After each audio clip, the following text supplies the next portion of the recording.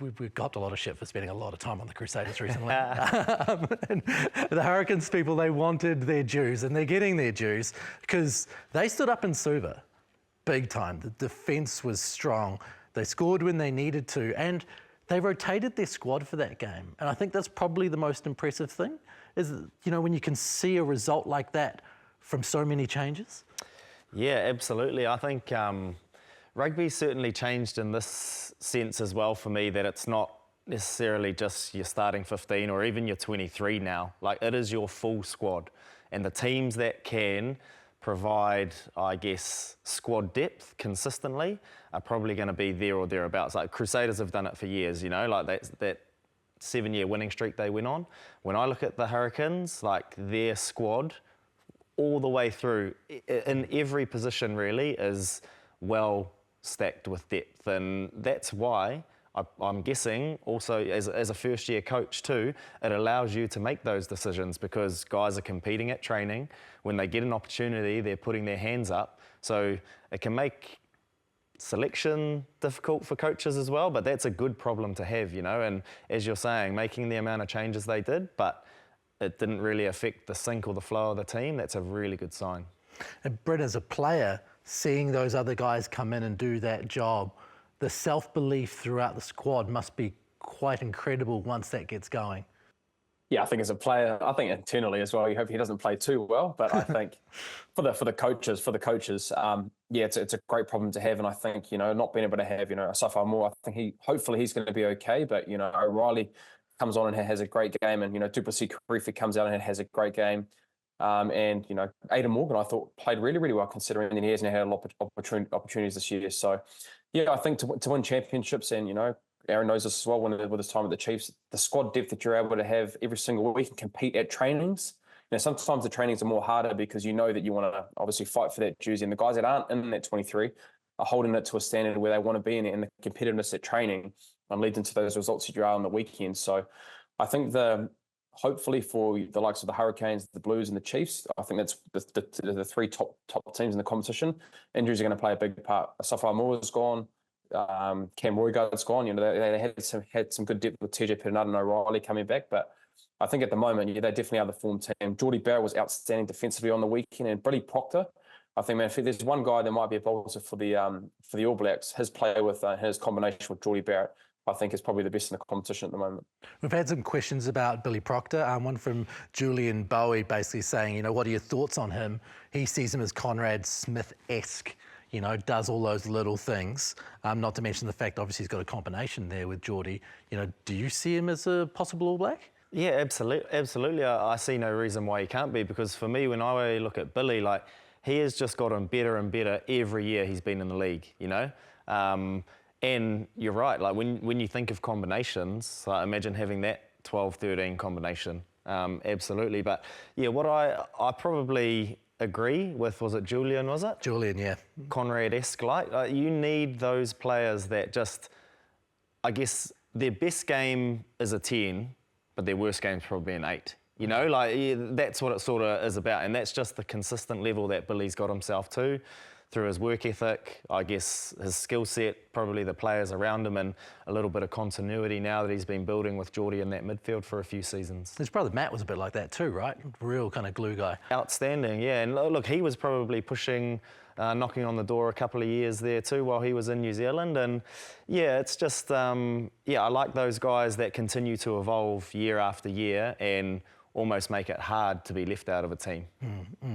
Now, we did get some comments through last week about why we didn't talk about Jordie Barrett going to Leinster, and also about the Morby signing Montpellier. We do record the show on a Monday afternoon, and then it gets released on a Tuesday. So sometimes if the news isn't there, it's probably because it's happened after we've recorded the show.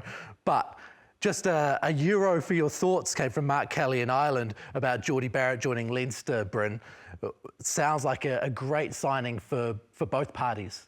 Oh, definitely. I think, especially with the way that Ireland rugby is at the moment, and, you know, hearing in the media around what Jordie made his decision, is he obviously wants to improve as a player. Yes, there's obviously a financial opportunity that he probably has there, but I think with the team that he's going to, and with how Ireland are playing, and pretty much an Irish stacked team, he's just going to evolve his game. I think it's great to be able to play in another environment, and especially with the Northern Hemisphere, with the the European Championship, what that experience will be for Jordie to come back into Super Rugby and the All Blacks. I think it'll be awesome for him. So I'm not too sure what the Irish were thinking. I think, obviously Alex Nankivell's gone over there to an Irish team, and with Jordie going there, that is two New Zealand teams in a pretty pivotal position when it comes to second fives in their grassroots teams. But I think for New Zealand rugby and for Ireland, I think it's a great opportunity to get an All Black going in his current peak form, to upskill himself and to experience something different. I think it's great for both parties.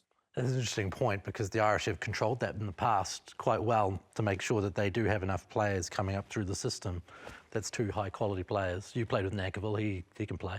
Yeah, he can play, absolutely. And yeah, some might not necessarily agree, but I'm all for moves like this, Like, I think, gone are the days it's necessarily just north or south and that's where you stay in terms of hemisphere. I think being able to, cross over, and even for the likes of Jordie, like maybe it's an opportunity for him to continue to develop as a player, but just freshen up as well. And I have to agree with Bryn, like where Ireland are setting the benchmark in regards to the last few years and the style that they're playing, like him going over and being exposed to that can only be better for him. And then when he does come back to New Zealand, he might be able to, I guess, install, or like you'd be picking his brain as to, what were they doing here, why were they doing it, how did it work? And if we feel like we could bring a little bit of that back, I'm all for that, because it's all about evolution at the end of the day, and that's what rugby needs to be about. Yeah, it's good having a mole in the ranks of the Irish.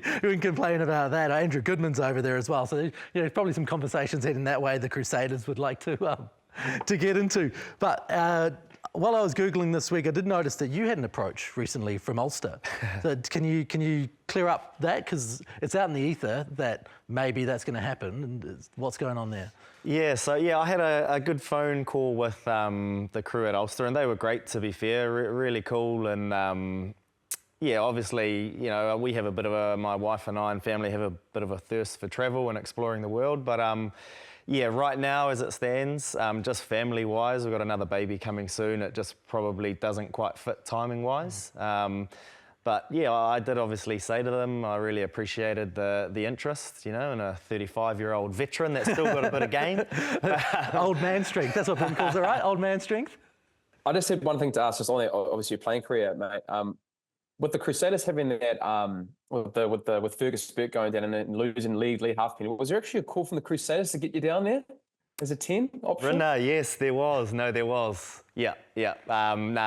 Jimmy Marshall gave me a call, and I was again pretty tempted and pretty close, but a lot of the decisions I've probably made, especially this year around like rugby and thing, it's been more based around the family and just making sure that really fit for everyone. So. It was tough, like from a professional point of view and a competitor, and pretty keen to still play. But I think prioritising my family right now was certainly the way. But I'm not sure if I could have helped down there right now. Anyway, maybe a little bit of experience, but those young guys getting that exposure, I think they'll certainly be better for it in that Crusaders 10 jersey. Well, let's move on to the Blues then, shall we? Because look, the Blues got a really, really solid win, 46-7 over the Brumbies. I think we were expecting a bit more from the Brumbies, weren't we? We were, I was there for that game, and before the game, I was excited. Everyone in the Sky commentary crew was excited for the competition and the contest we thought was going to happen. But not taking anything away from the Blues, because they have just this year have been great. Like, they have really committed to playing tough, old school, we're going to go at you physical type of rugby.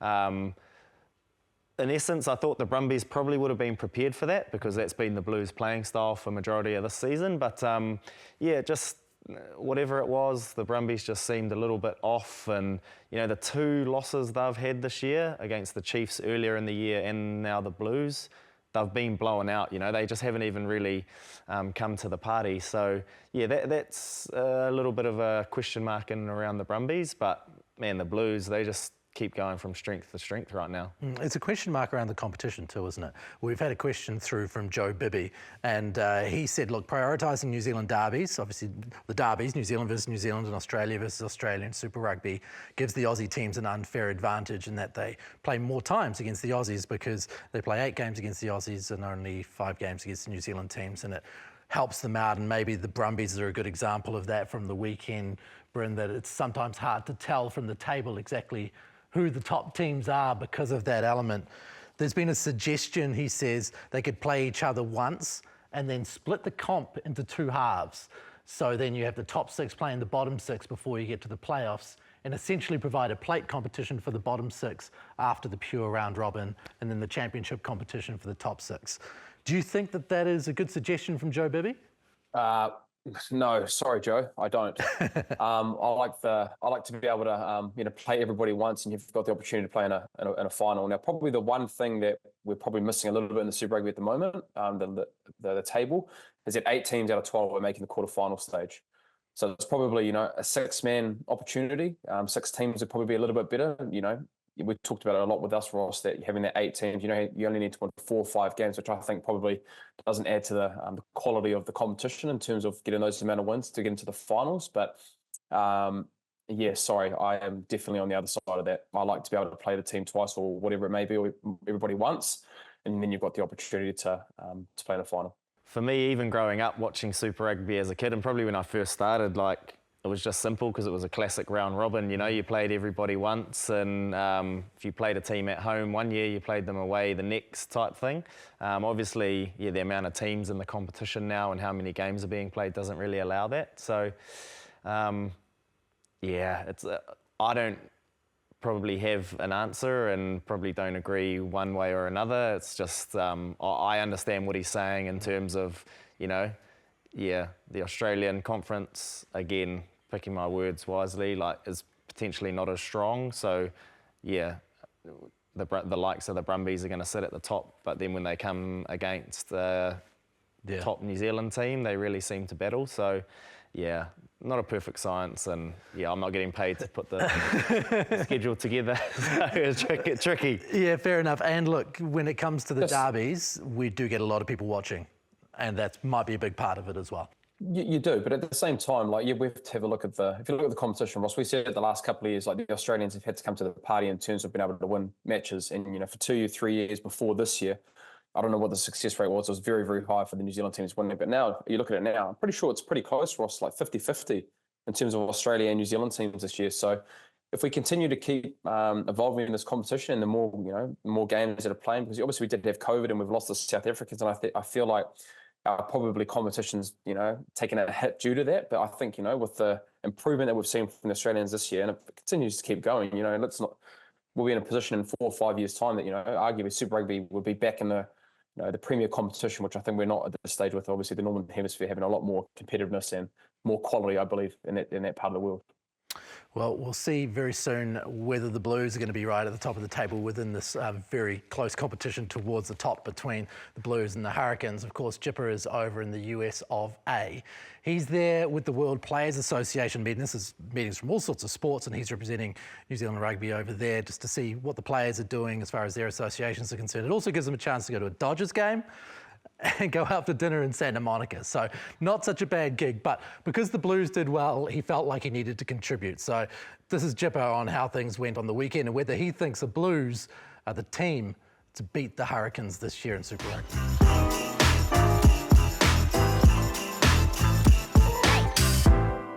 They were seriously impressive once again defensively, and I feel like that's their point of difference. If there is anyone to topple the Hurricanes, I think the Blues are well placed because they just are a blue wall. 97% accuracy against the Brumbies. With that, they're dominant in the collisions. They only allowed 36% gain line for the Brumbies, and then the major finisher to their defence is only 7 penalties given away for the whole game. So they are in a really nice spot. They'll obviously have I think they play the Hurricanes round 12, and that'll be at Eden Park. So you'd have to think if they can keep delivering on that defensive platform. The one area they'd probably want to sort out is probably set piece. Like scrum's going really well, but a couple of wobbles at line out time. But other than that, scoring tries, we know that they're capable of that. They actually got a number of injuries and still performing. So hopefully those injuries may be back in time for that clash. But she's really positive signs for Blues fans and certainly exciting times.